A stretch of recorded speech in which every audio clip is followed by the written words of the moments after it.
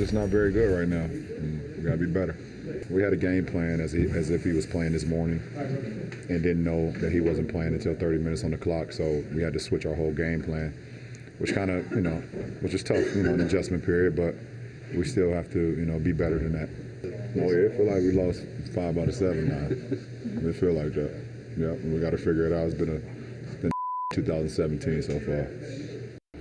Frustration boiling over after losing for the 5th time in the last 7 games for LeBron and the Cavs. In fact, he also said off camera, we need a blanking playmaker. Yeah, that's what he said he needed. But today on Twitter, feeling the need to clarify because some maybe took that to be a shot at the Cavs general manager Dave Griffin.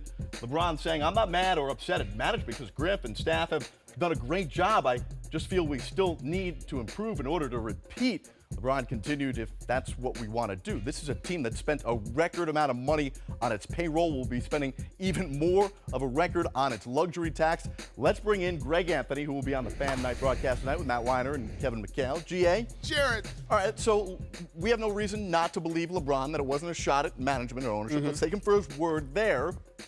But what happened to all in Cleveland? If you are guy number 4 through 15 on this roster, how do you feel about LeBron saying we're top heavy and we need help ASAP? I wouldn't be that concerned with it because I think all those guys 4 through 15 know what kind of teammate he is based on what they've experienced with him the last couple of years. Secondly, a lot of what he's talking about is just pure frustration. Playmaker, to me, doesn't seem to be the issue. When you look at their last 3 losses, they gave up 126, 124, 118. So I don't think their offense was the issue. Their inability to defend has been the issue for them. And I think there is sometimes a hangover and a lack of motivation. This is not a team built for the regular season. They just aren't, because ultimately all that matters to them is about what happens in the postseason.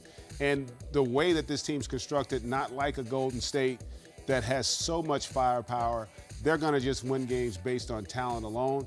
San Antonio, that system and that structure's been there forever. They're going to win a lot of regular season games. This team's about the postseason, so that frustration can boil over, as we saw last year, Jared, with the same kind of issues before they got to the All-Star break. It was just 2 days ago that we didn't celebrate, but with the year anniversary of David Blatt getting fired when they were 30-11. Let's play off what you're talking about, built for the playoffs, not for the regular season. All right, LeBron, 6 straight trips to the finals. This was supposed to be the year that they limit his minutes. They can't win when he doesn't play. They have yet to win a game when he rests.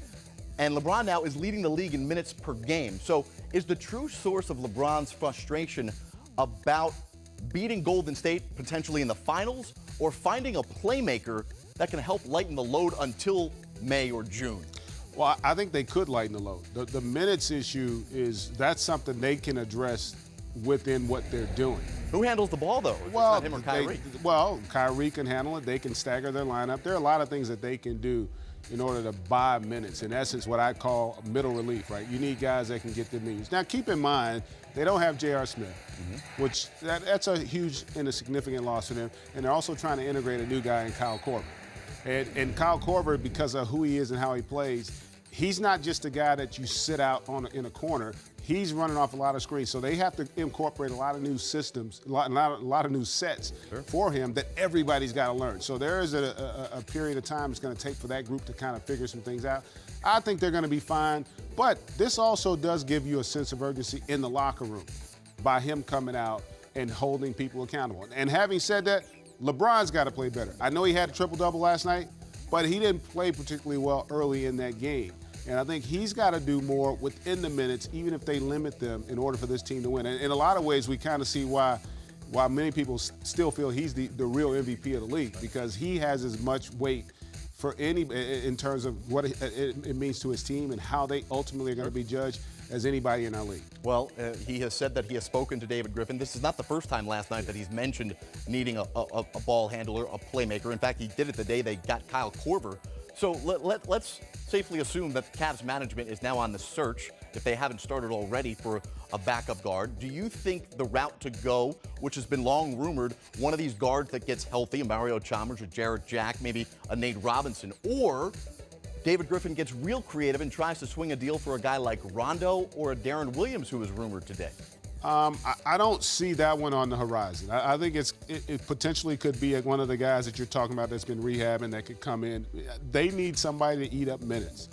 I don't think they want to mess with the real structure of their lineup because they got a lot of guys out there that are going to be important to them in playoff series. Yeah. A lot of this, to me, again, I go back, they're trying to get to the finish line, which is We're not talking about a guy that's going to make an impact in Game 7 of the finals. No. Well, you're right now they need guys to help them get through the regular season. Right. Right? And then secondly, the one advantage of playing with Kevin and Kyrie and LeBron when you do get in the postseason, if you get somebody that comes into a game and scores 6 or 7 points or comes up with a key steal or a key rebound, that could be the difference in winning and losing a game. So they don't need guys coming in and getting 30 a night. They don't need that kind of an impact. They need guys that can come and play within what they do for, 8, 12, 16 minutes a game.